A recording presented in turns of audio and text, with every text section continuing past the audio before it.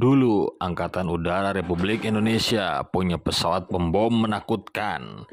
Kini itu semua tinggal cerita. Dulu, ketika Indonesia sedang berjuang mendirikan republik ini dengan sangat kokoh, Uni Soviet bersedia menjual dengan syarat ringan sejumlah besar senjata militer untuk Angkatan Darat, Angkatan Laut, dan Angkatan Udara Indonesia.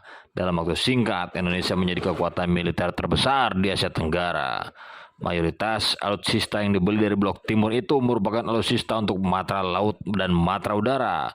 Berbeda dari Angkatan Darat yang punya kedekatan dengan Amerika Serikat, di samping kebutuhan alutsistanya secara strategis tak membahayakan politik keamanan Barat. Alutsista yang diajukan Angkatan Laut dan Udara secara strategis membahayakan kepentingan politik keamanan Barat. Alhasil, alutsista modern baru maupun bekas layak pakai yang didapatkan ALRI dan AURI mayoritas produk Soviet dan negara-negara sekutunya. Salah satu alutsista modern Indonesia saat itu yang dibeli dalam keadaan baru adalah helikopter angkut berat Mi-6 Hawk. Heli terbesar dunia yang dibeli untuk memperkuat angkatan udara itu bahkan sebagian dirakit di tanah air, di mana salah satunya melahirkan insiden yang merenggut nyawa perwira AURI Atang Senjaya. Selain Mi-6, AURI juga mendapatkan baik pesawat pembom berat strategis Tupolev Tu-16 Badger. Sejak 57, AURI sudah naksir pada pesawat pembom jarak jauh itu.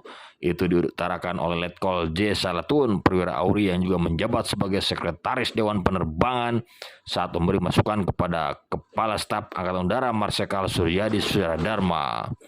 Dengan Tupolev, awak kita bisa terbang setelah sarapan pagi menuju sasaran terjauh sekalipun dan kembali sebelum makan siang, kata Salatun pada Suryadharma.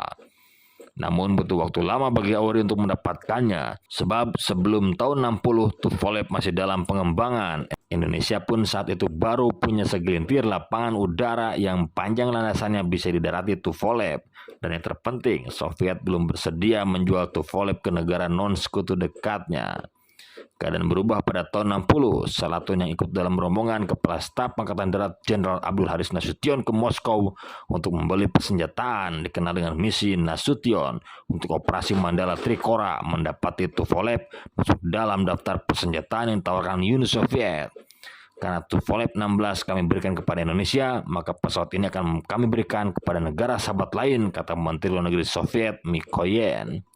Tupolev akhirnya berhasil didapatkan AURI pada tahun 60. Jadi, mustahil Tupolev yang baru dikembangkan pada akhir tahun 50-an didapatkan Indonesia dalam kondisi bekas. Sejalan dengan pembelian itu, beberapa penerbang muda Indonesia pun dikirim ke Soviet. Mereka dikirim pada Mei 61 untuk mempelajari pesawat terbaru di Ryazan selama beberapa bulan. Pada 1 Juli 61 untuk pertama kalinya, Tupolev mendarat di Lanut Kemayoran. Dalam pengiriman pertama itu ada 2 pesawat yang tiba. Dari total 25 Tupolev yang dimiliki Indonesia, 14 diantaranya ditempatkan di Skuadron 41 dan 11 sisanya di Skuadron 42. Semua Tupolev itu kemudian ditempatkan di lapangan udara Iswahyudi di Madiun. Irian Barat bukanlah palagan sesungguhnya bagi pesawat-pesawat Tupolev Indonesia. Pasalnya, diplomasi politik berhasil menyelesaikan konflik Indonesia-Belanda itu sehingga konflik militer baru terjadi dalam skala kecil, kebanyakan di darat. Palagan sesungguhnya baru dapat Tupolev di Kalimantan saat konfrontasi dengan Malaysia terjadi. Pesawat-pesawat Tupolev AURI rutin melakukan penerbangan provokatif dan intimidatif di udara Malaysia dengan menyeberangi perbatasan. Namun, kisah Tupolev di Indonesia hanya terjadi pada masa singkat. Setelah G-30S, Indonesia mendekat ke blok barat terutama Amerika. Sebagai imbalan atas sokongan militer yang diberikan pada Indonesia, Amerika mensyaratkan Indonesia menghentikan pemakaian alutsista buatan Soviet. Alhasil, Tupolev dan hampir semua alutsista Indonesia buatan Soviet pun sirna, seperti heli Mi-4 dan Mi-6 yang dipiloti Pramono. Semua pesawat Tupolev Indonesia pun tinggal cerita.